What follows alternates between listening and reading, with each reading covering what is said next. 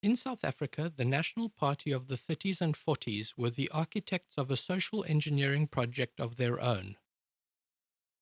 They called it apartheid, but in essence, it was what has come to be known as Christian nationalism. The Afrikaner people saw themselves as the Israelites escaping Egypt when they fled the British in the 1800s and moved to their promised land northeast of the Cape. However, when gold was discovered on the Rand, the Boer War ensued. The hatred between the British and the Afrikaners was at its ultimate peak. In 1910, the British and the Afrikaner began to realize they agreed on something.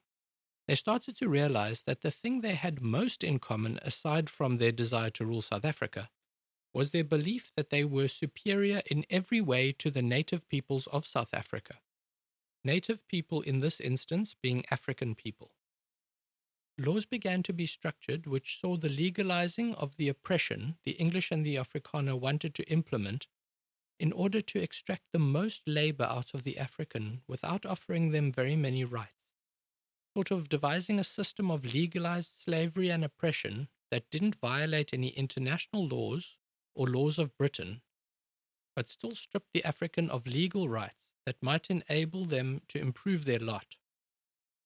I'm not going to go into all the laws, but the English party allied to the Crown won every election in South Africa from 1910 till 1948. But in 1948, and possibly due to the war and other factors, the Afrikaner Party, the National Party, won the majority in that election. Their campaign for this election was their new catchphrase, apartheid, driven by the desire for the white man to rule over Africans and coloreds and to protect their wealth and futures in this way. The reality was that the whites were in such minority that if they didn't protect their wealth and opportunity, these may have become diluted, and on top of this, you must add the inherent belief of racial superiority. So South Africa began its roughly 40 years of Christian nationalism, which is the pinnacle of the balancing of the age of Pisces. Christ's teachings had somehow come to be married to Hitler's hatred in South Africa, the place on earth where the first peoples probably stemmed from. The African people's hundreds of years long struggle for equality in South Africa finally came to an end when Nelson Mandela was released from prison in 1990 and the ANC was unbanned. This now marked the beginning of the age of Aquarius and the end of Christian nationalism.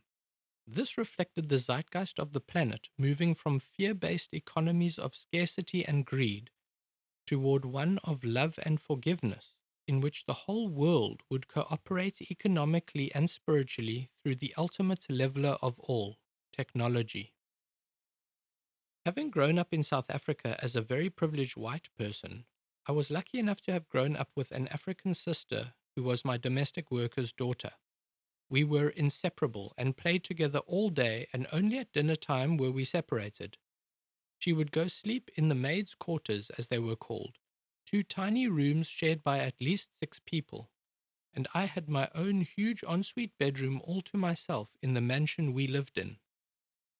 Racism was a part of life in South Africa, and had been since its inception. This deep level of instilled racial ideology had come to an end in many parts of the world, but South Africa was holding on.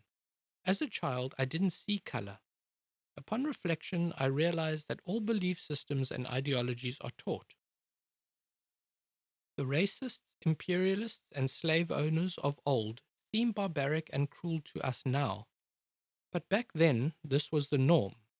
The 1700s brought so much enlightenment to mankind that these old ways started feeling unproductive and painful. People realized that by using ingenuity and science, more could be achieved. Along with the technological advancements came a slow march toward international liberalism. Right now, we find ourselves at an unprecedented level of liberalism and freedom. People who are afraid of change toward liberalism are very often excited by greed and the pursuit of defense of property to further their own cause. This is a natural feeling and idea, but the zeitgeist is changing.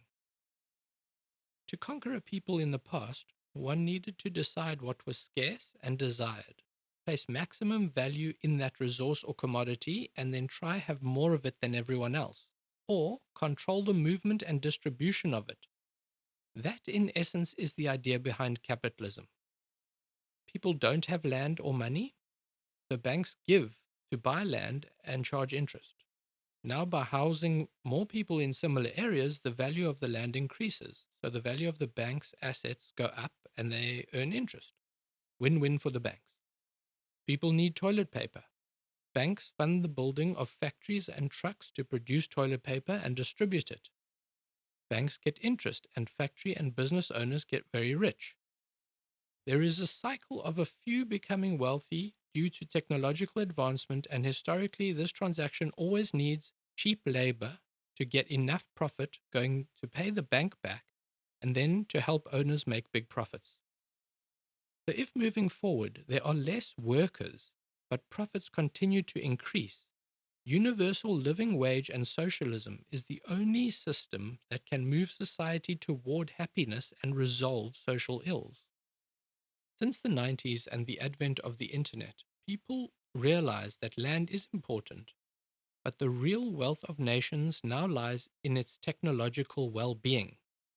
You can conduct business anywhere in the world without owning land, but you need to invest money in technology. Technological innovation makes our lives better. The internet is the great equalizer because everyone now suddenly has the ability to learn and know anything really. Knowledge is power. Just like Jesus' teachings are more applicable now than during the time he was preaching, so are Karl Marx's writings more applicable now. As human labor will be needed less and less moving into the future, the workers that Marx refers to will be technology, and the state will be human beings reaping the benefit of this extraordinary age of science and technology.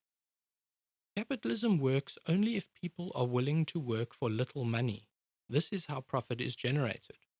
Why should someone's access to capital be the determining factor for who has more than someone else?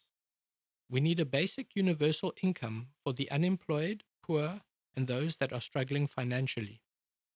If you take the fear out of people's lives that are desperate to put food on the table, it opens up their ability to try other things and be creative and innovative. If you look around the world at all the different economic and political ideas that are pitted against each other, I see only two things that we all want and have in common. One, people want to live without fear and they want to be free to pursue their passions. Two, people all agree that technological innovation improves their lives. In these 2 points is the fundamental premise of technological socialism. If there were a referendum today, the world over, to decide if these two key points were to be the focus of all leaders the world over, I wonder what percentage the yes vote would get. The problem with democracy is that there is no protection against the ability for the majority to vote for not the best person for the job. In a technocracy, only qualified persons are able to fill roles of leadership in society. If you don't have the correct qualifications, you can't apply for or act in that particular leadership capacity.